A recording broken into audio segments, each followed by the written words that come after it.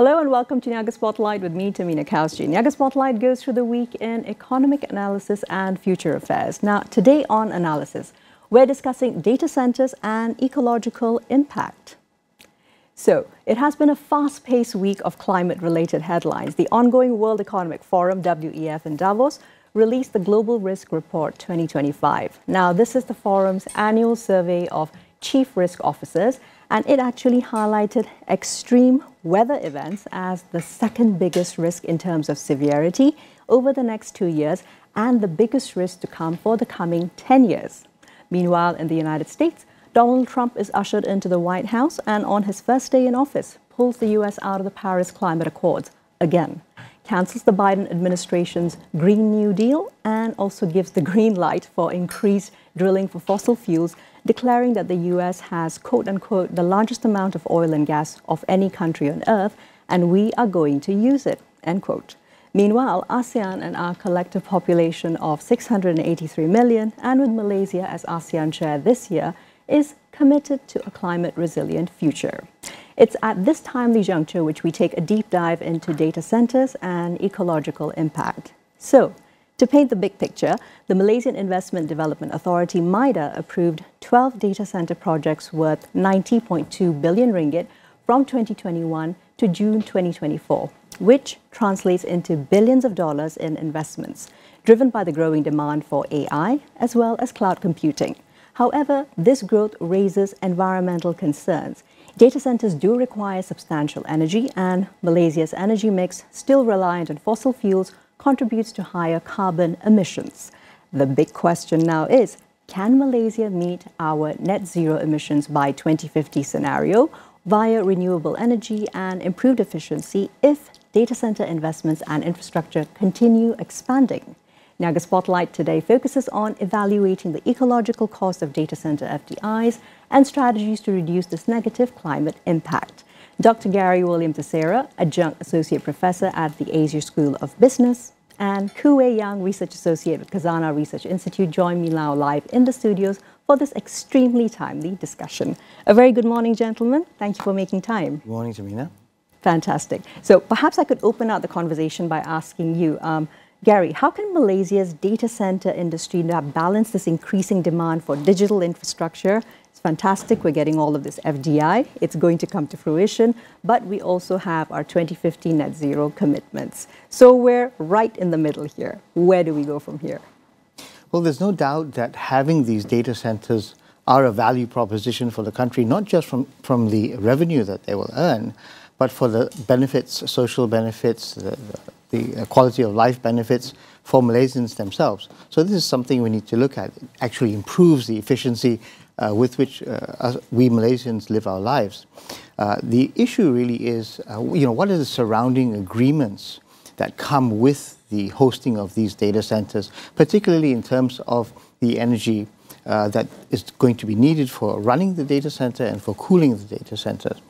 So the idea is, are these plans to plant up data centers in line with or commensurate with the growth in renewable energy resources that we have in terms of our policies like NETR, and implementing this in a balanced manner is then going to be the issue. Can we source additional renewable energy to the level that we need so that as we plant up these data centers, they can actually depend more and more on renewable energy as opposed to fossil fuel electricity? Absolutely. I appreciate the fact that you've helped to set out the broader landscape, but digging just a little bit deeper into that. So let's talk a little more about energy mix when it comes to Malaysia. Now, globally overall, data centers are contributing currently to roughly about 1% of greenhouse gas emissions, GHGs, as we call them in short. Malaysia's energy mix is reliant anywhere between 45 to perhaps even closer to 50% on coal, which is, of course, a fossil fuel. So what has the picture been looking like, and what progress has been made in 2024, Gary, with all the stakeholder discussions which have been happening, as well as what is currently being implemented for the year ahead? Well, the NETR, as we know it now, the Energy Transition Plan, actually does contain a work direction that moving away from coal and moving towards gas as the transition fuel. As we know, gas as an electricity source has about half the emissions of coal, but it still does not. It still results in emissions that need to be dealt with, unlike renewable energy, and you may count in that renewable energy hydroelectricity, you may count solar, and increasingly you may count things like biomass and biogas, because as a country at the equator, we really need to look to our strengths, and both from the natural resource areas that we have, as well as our agricultural products. We do find that we have fairly copious amounts of biomass that we can tap into for this purpose. Some have mentioned energy from waste, but I think that that's an area that we should tread very, very carefully on. That's right. Since part of the waste is plastic waste, and that comes from petrochemicals as well. So it is a fossil fuel if you are doing waste energy from plastics. So biomass definitely is something that is easily accessible and at the same time exploitable without too many downside risks. All right, well heard on that. Thanks so much for that. Now, coming into me, moving to Wei Yang. Now, Wei Yang, tell us a little bit about the recent research article which you've authored by Khazanah Research Institute, and what was the overall thought process about putting that out in this point in time. And it's very crucial, of course, adding to the discourse that is growing around the subject about responsible and sustainable investments for data centers.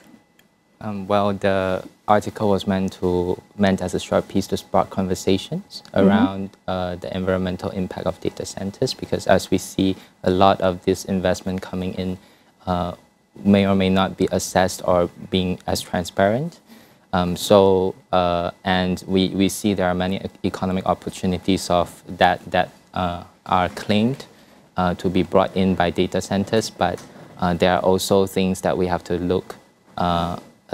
look closer at, especially on the downsides, and we want to see whether the risk that data centers can bring onto both our ecology and as well as our functioning of our energy system, whether those can balance out the benefits that they brought in.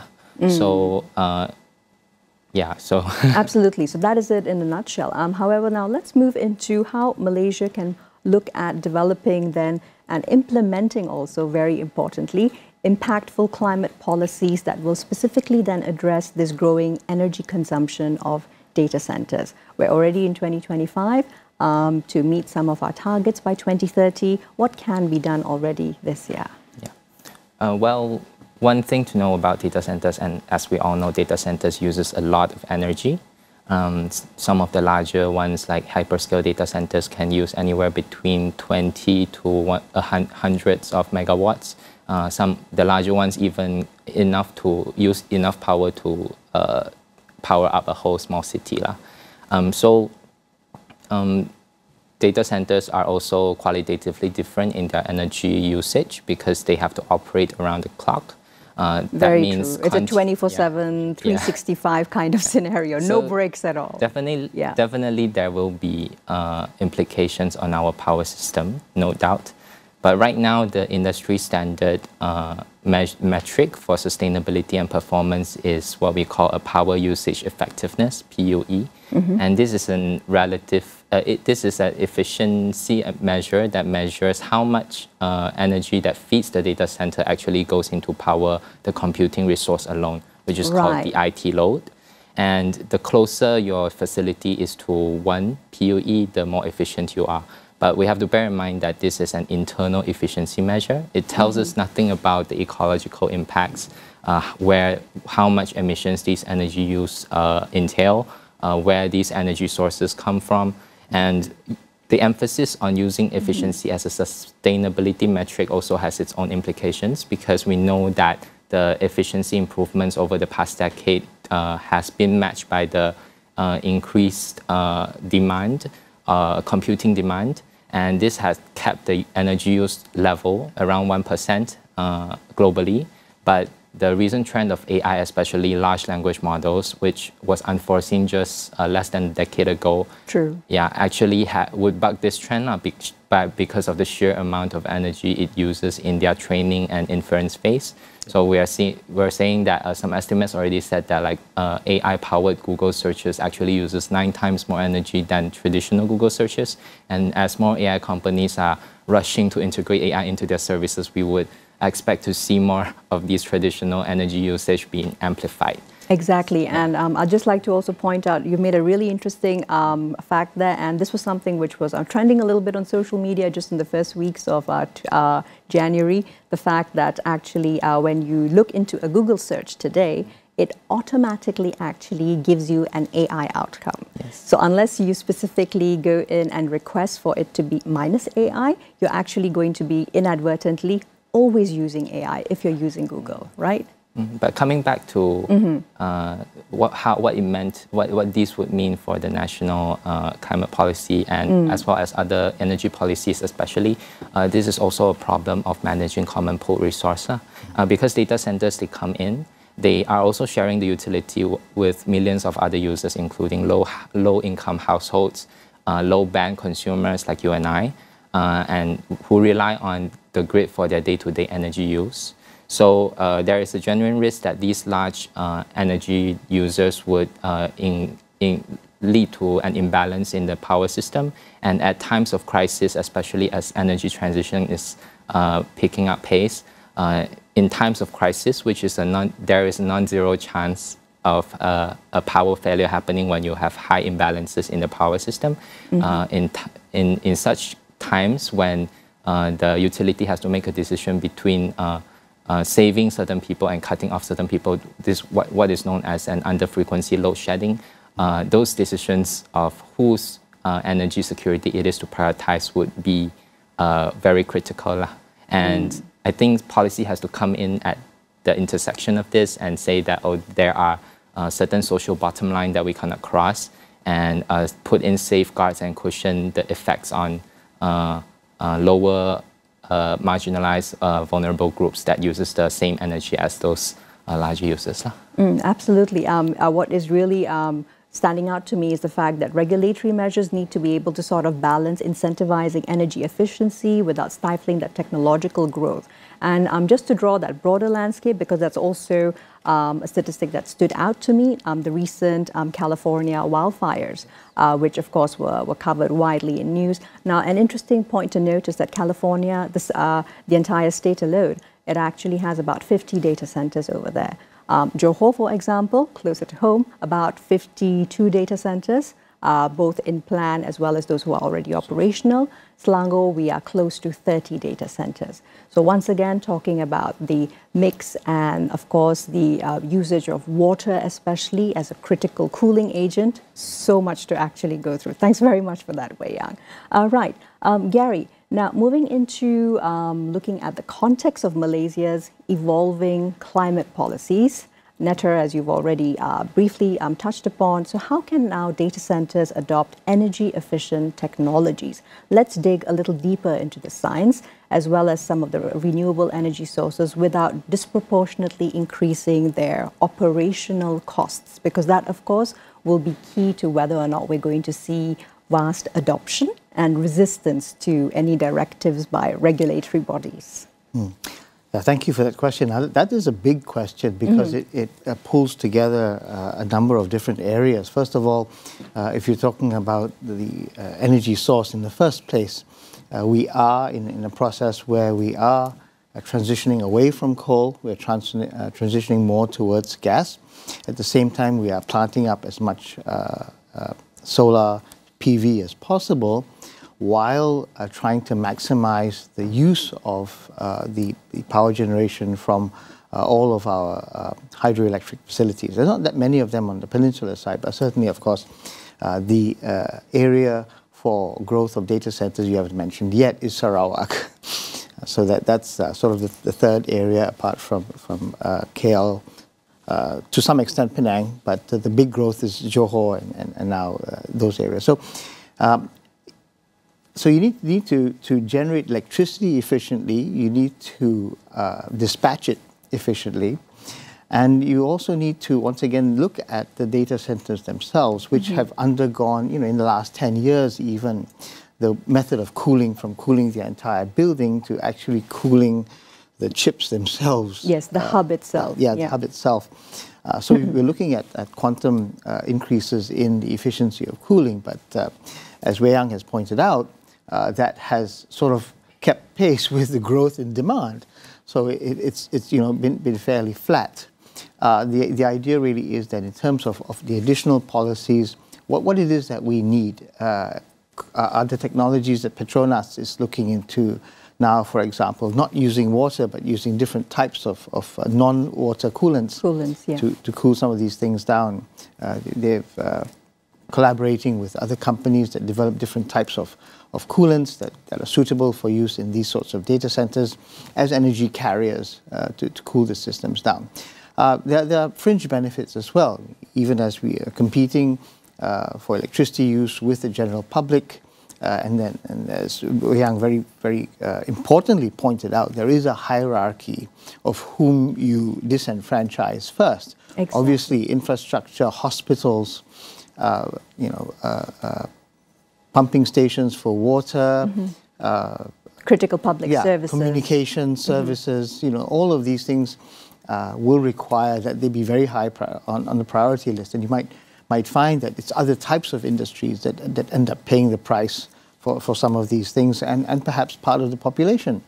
But I think that there's huge scope for new areas of growth for renewable energy sources, particularly, as I mentioned earlier, with respect to biomass. And even there's a broad range. You have direct combustion, which is very inefficient and produces a lot of pollution. And there are newer gasification technologies, pyrolysis technologies, and biochar, for example, policies that you can use. You can extract syngas from biomass. You can extract some liquid, usable liquids from them, and then the remainder is biochar, which is, which avoids the carbon dioxide cycles. You're heating it in the absence of oxygen. You don't get carbon dioxide, you get carbon. And, at worst case scenario, it's a fuel, it's a biofuel.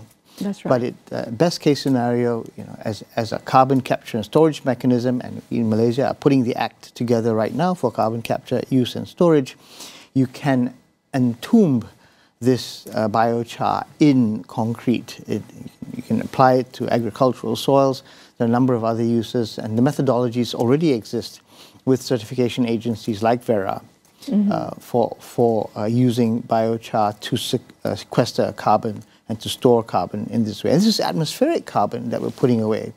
So in the situation, somewhat unwanted perhaps, that we end up using more gas, it's still a fossil fuel. Those emissions can actually be offset to some degree by extracting carbon dioxide from the atmosphere and storing it in this high density form.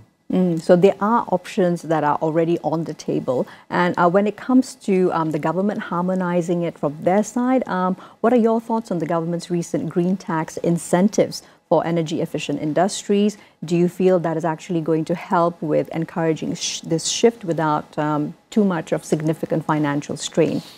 Absolutely, there's no doubt about it. The ministries, to their credit, have been communicating more with each other. Sure. We, of course, have NRES, which we need to be in there. The Ministry of Communications and Multimedia needs to be in there. Petra, managing our energy supply, needs to be in there. Even ministries like MITI that are involved in bringing in the investment and keeping track of, what the conditions are for these investments. These investments come in partially because our energy costs are low, but they also come in because they expect a certain amount of renewable energy in that, and they expect continued progress towards lower carbon energy generation, and they in fact require that all of the sustainability criteria, whether they are social criteria, whether they're environmental criteria, now need to be filled especially as we move into a global standard for reporting on sustainability. Absolutely, especially as standards get not only, I would say, stricter, but a little more transparent as well. And of course, that brings up the opportunity for partnering with renewable energy providers. And would there be a chance for also solar energy to actually play a bigger role when it comes to the renewable energy mix, given that, well, when we looked at 2022, our solar energy potential was estimated at roughly 17,000 megawatts or so.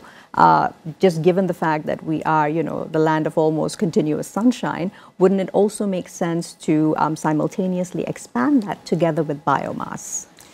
Absolutely. It's a no-brainer. If I'm going to put in a data center, which is essentially a large building like a warehouse with a flat roof, yes. Okay, it just makes perfect sense to coat as much of that surface as possible with solar to try to defray the cost of energy for that building. The issue is that the energy density coming from solar, if you were to compare it to hydroelectricity, or you compare it to biomass or waste to energy, and particularly if you compare it to nuclear, the energy density is fairly low. And so just to power the data center, you need not just that roof, but several square kilometers perhaps around that same building to be plastered with solar panels at the current level of efficiency that they're running at, of course. And we're constantly pushing the boundary on the efficiency of solar panels as well. We need to think about that as well and plan it into the future. So, growth in efficiency is something that we can plan for. At the same time, we need to plan for increases in demand. Concurrently, expectations for the quality of the services and products that we deliver to fulfill sustainability requirements at the same time, ESG requirements, etc. Exactly. So overall, what I'm gathering is that, on one hand, you've got the cost-effective sustainable power source quandary, but it also needs to meet somewhere halfway with the fact that ought there to be a cap for looking at Malaysia's ecological landscape and how many more data center projects, for example, we are able to accept. A couple of really key issues. Yeah, there are examples out there. Very recently, Singapore put a moratorium on data centers between, I believe it was 2019 and 2023, something like that. And when they decided that they were able to continue with the process, then they lifted the moratorium. So there's something to be said about being able to have that avenue for your planning. It's not, once we put something down, people were committed and we're locked in. And it's unlimited. Exactly. Thank you. Thanks very much for that, Gary. So we'll come back into the discussion right after a quick break. Don't go anywhere. Stay with us right here on Niaga Spotlight.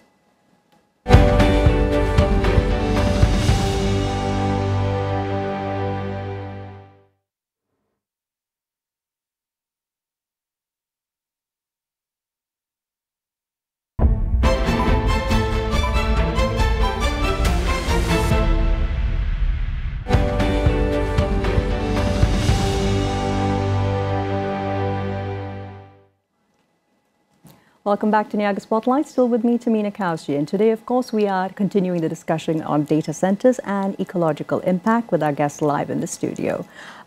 Gary, thanks very much for those points that you made there, particularly on the expansion of data centers and about the potential cap. Also being cognizant of the fact that because of Singapore's moratorium, that's also what increased the outflow and the FDI investment into Johor, the next closest landing point, which has soared to about 52 data centers in all. Wei Yang, now integrating the conversation with a couple of perspectives of Malaysia's commitment to achieving our carbon neutral target by 2050, what are some thoughts that you have around specific climate policy frameworks that can actually be introduced to, of course, once again, ensure that this expansion of data centers is not going to be undermining our carbon emission goals? So in terms of emissions reduction target, our internationally pledged target is to reach a carbon intensity of 45% below the 2005 level by 2030. The carbon neutrality and net zero emissions by 2050 is something that informed domestic policymaking but has not made it to international pledges yet. So that would be a bit more immediate than the 2050 target.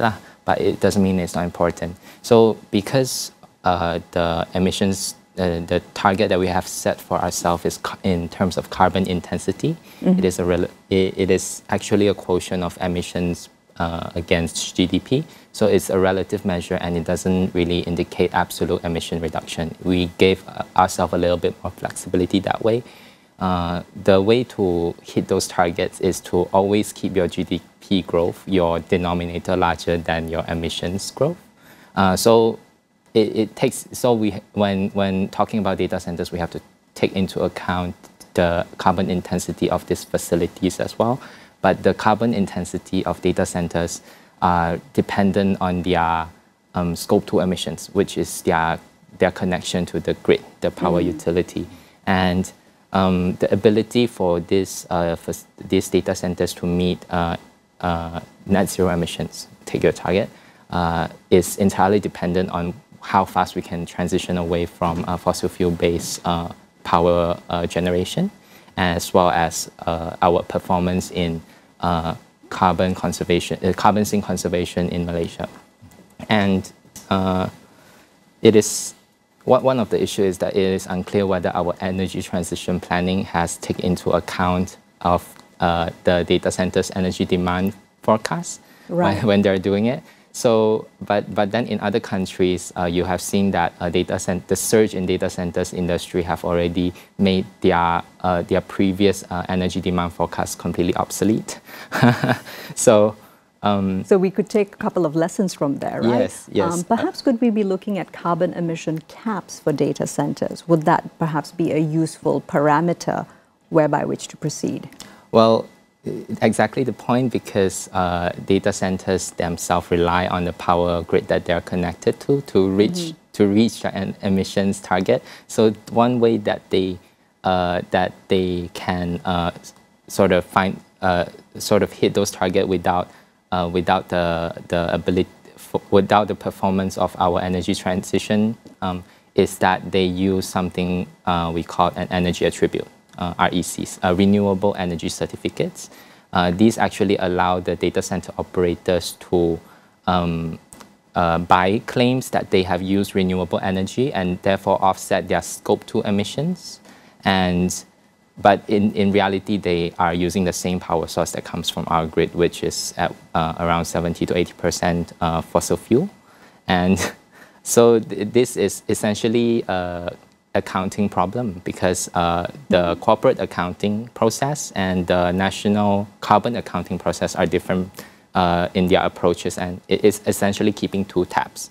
And you have you can have a situation where the the data center is saying that, oh, we have already reached carbon neutrality, but the national account, which is reported by our government to the United Nations Framework Convention on Climate Change, in our biannual report, our national GHG inventory, you can have the national account still counting those emissions produced by the power utility itself. So there needs to be a harmonization. There needs to be bridging of those different accounting processes. And one way to do that would be we need more accounting transparency, using a harmonized carbon accounting framework nationally and corporate, perhaps using something like a residual grid mix emissions reporting. Legislatively, that would mean that we might need climate change. We might need an act that require these standards, but we also have to bear in mind that making carbon accounting and reporting mandatory can be a strain on small businesses, and as well as setting off another set of problems in altogether. Most certainly. But of course, bringing it back into policies, perhaps, would it make sense to enforce a policy requiring data centers to source a certain percentage, let's say 30% of their energy from renewables by 2030? Because that might also help to harmonize in line with Malaysia's target to achieve about 31% of our renewable energy for total electricity mix by 2025. And that's this year, right? Yeah. Well, I suppose we could try to align those proportions, right, so that as we grow, as I mentioned, our supply of renewable electricity, which is scope 2, as you mentioned, for the data centers, we can actually then comply with perhaps some of these directives, and they may come from the investors themselves, or we may actually require them from our own policies and regulations. And regulations are where it's at precisely. We have the Securities Commission now coming up with the National Sustainability Reporting Frameworks, and these actually do require public listed companies that are generating over 200 billion ringgit in revenue to actually begin submitting reports this year in 2025. For public listed companies below that level, they need to begin submitting these reports next year. And for non-public listed companies, as long as you're over 200 billion ringgit, you still have to begin reporting, I think it's 2027.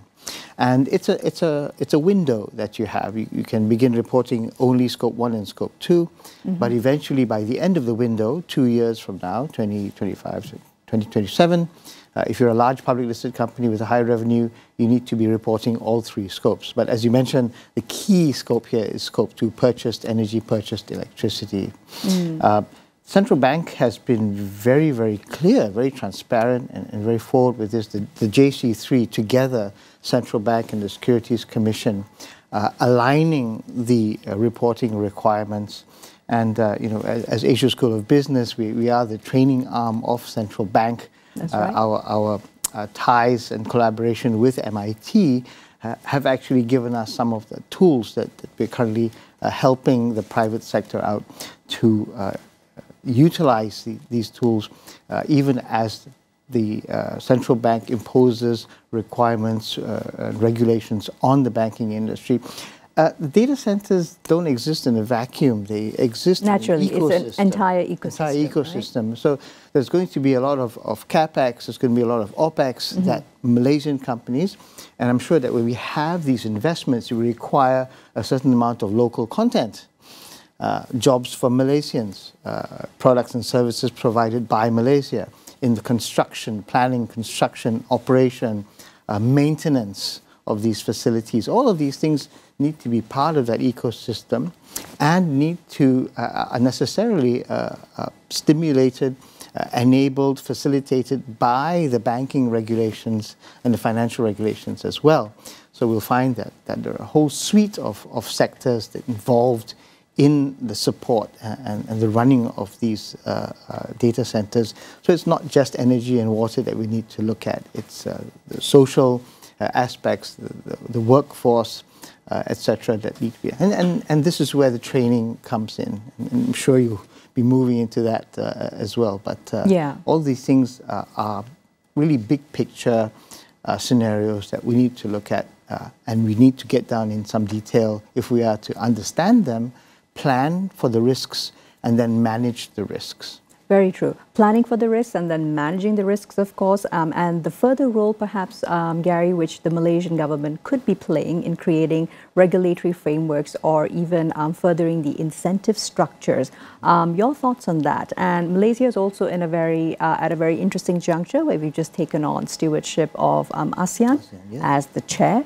What are the opportunities here to not only look at how we are going to set up our ecosystem for comprehensive and sustainable FDI investments for data centers, but perhaps even setting an example for the entire region? It works both ways. As chair of ASEAN in this go-around, I think lots of opportunities for increasing the amount of collaboration between our ASEAN member states. As you know, we already have interconnections between Singapore and Malaysia, Malaysia and Thailand in terms of electricity.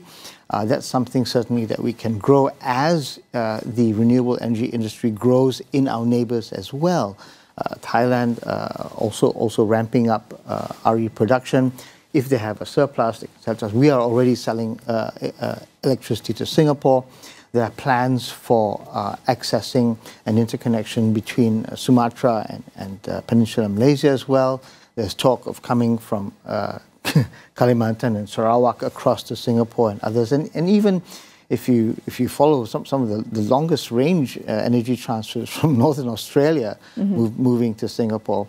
So, you know, some of these costs are very, very high. But once again, as the climate imperative becomes more and more important, then what we will find is that the cost of inaction, of not accessing these collaborations with our ASEAN neighbors is actually going to be overshadowed by the fact that we as ASEAN and as a region of the world that's particularly vulnerable and exposed to climate impacts end up spending more and more resources on combating loss and damage rather than channeling these into adaptation and low energy and high efficiency power generation. So as a collection of countries, I think that this presents a unique opportunity. There are countries that are high consumers of energy. There are countries that have very, very large agro industries that produce a lot of organic waste that can actually be put into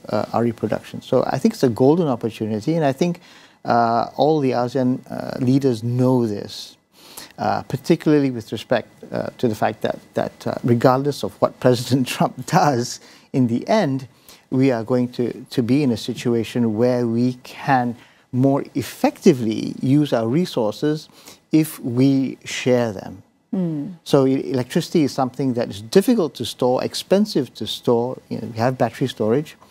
But if we can dispatch it to where it's needed, if we have surpluses, then we'll find that the entire region is going to benefit from a higher efficiency of use of these resources.